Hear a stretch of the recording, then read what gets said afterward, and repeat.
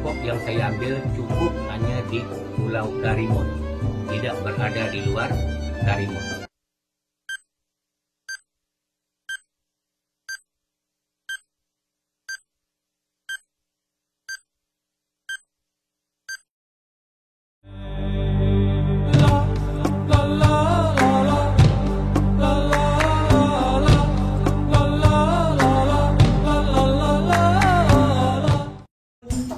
Sebelum namanya Pulau Karimun, namanya Karimun adalah Pulau Mengkanak. Siapa setuju tak setuju? Kalau tak ada Pulau Mengkanak, nak beri nama pulau apa Karimun? Jadi di sini saya akan bertanya macam mana sebenarnya Pulau Karimun ni dari awal dia ini bisa dinamakan Karimun. Sebelum dinamakan Karimun, apakah pulau ni ditemukan sudah bernama dan mungkin ada salah seorang yang menemukan dia lalu dibawalah perkembangan peradaban dekat pulau ni, Pak. Jadi mohon penjelasan ni, Pak. Baik, Bismillahirrahmanirrahim. Setiap tempat, benda tentu memiliki nama. Pulau pun tak nama pun. Maka kita cerita sebelum Pra-Karimun. Karimun, sebelum namanya Karimun, siapa penduduk Karimun?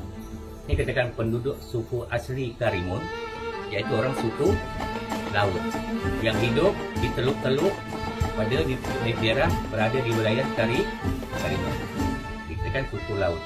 Orang cakapkan anak laut, itulah suku asli. Itulah putra daerah asli Karimun. Namun ingat, putra daerah asli non budaya. Begitu masuknya namanya Karimun dari mana? Saya tak akan menceritakan legenda sejarah. Memang ada kabar mutawatir, berita dari mulut ke mulut menceritakan. Kerana pada suatu waktu ada ulama dari tanah Jawi, dia nak pergi ke Melaka, kehabisan air di dalam perjalanan, maka dia berlabuh singgah di Pulau Karimun ini nak mengambil air.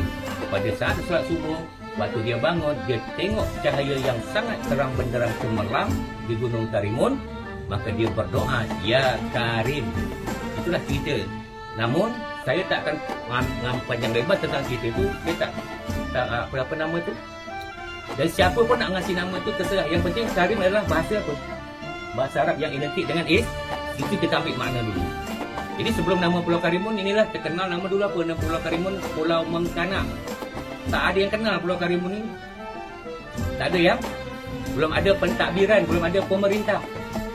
Maka atas kebijakan Sultan, dia utuslah di dua beradik, Raja Ali Haji dan Raja Abdullah, untuk melihat perkembangan Karimun untuk dijadikan wilayah kekuasaan.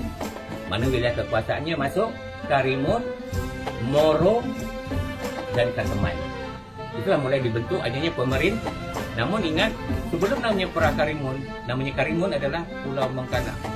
Siapa setuju tak setuju, itulah asal dia. Kalau tak ada nama Pulau Mengkanak, nak beri nama pulau apa Karimun? Sampai di mana pendekatan sejarah dia? Siapa yang tinggal waktu itu di wilayah? Tentu orang-orang yang hidup pada waktu itu. Nah, kita ambil. Jadi kita tak ngarang-ngarang, tapi kita mendekatkan pemahaman sejarah itu dan dengan logika melihat bukti geografis dan antropologi. Geografis adalah wilayah bumi, antropologi kehidupan yang berlaku pada saat itu belum ada pemerintahan secara legal. Belum ada pemerintahan secara kerajaan maupun pemerintah. Itulah dikatakan suku asli Pulau Karimun. Yang makan pulau adalah Pulau Mengkanak. Kalau tak Pulau Mengkanak, nak beri nama apa pulau ini? Sebab yang hidup pada saat itu orang mana dulu? Secara akal sabit tak? Kita terima itu dulu. Kalau tak sabit, kita cari data lain. Namun dia non budaya, non agama, non pemerintah. Jelas? Maka begitu terbentuklah pentadbiran pemerintahan Karimun, maka dikatakanlah ni Karimun di bawah kekuasaan kerajaan penyengat Sri Indrasakti. Untuk membangun ini, maka diutus dua beradik tadi, Raja Ali Haji, pengarang Gurinam 12, dan Raja Abdullah. Ini dua beradik. Diutus untuk melihat. Apa dilihat? Kerana Karimun ini sangat potensial dengan sumber daya alam. Apa sumber daya alam dia? Timah, biji besi, granit, boksit. Itu di segi pertama. Perkebunan, ada gambir, adalah hitam, ada getah, maka itulah dibentuk. Untuk apa?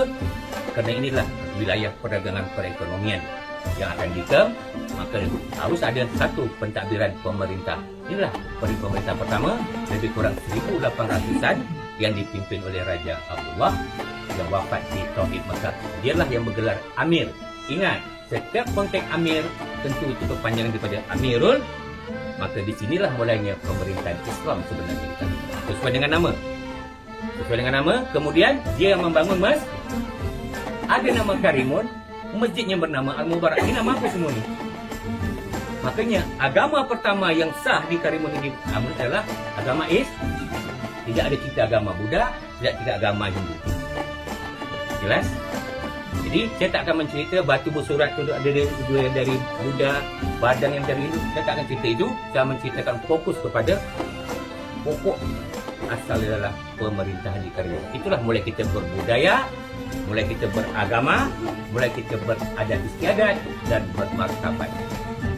Walaupun itu belum ada terbentuk Negara Kesatuan Republik Indonesia. Berakhirnya pada tahun 1945. Ya.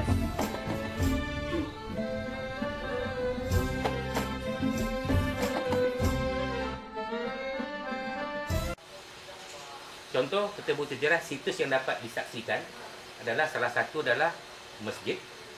Itu masjid pertama di Karimun, iaitu masjid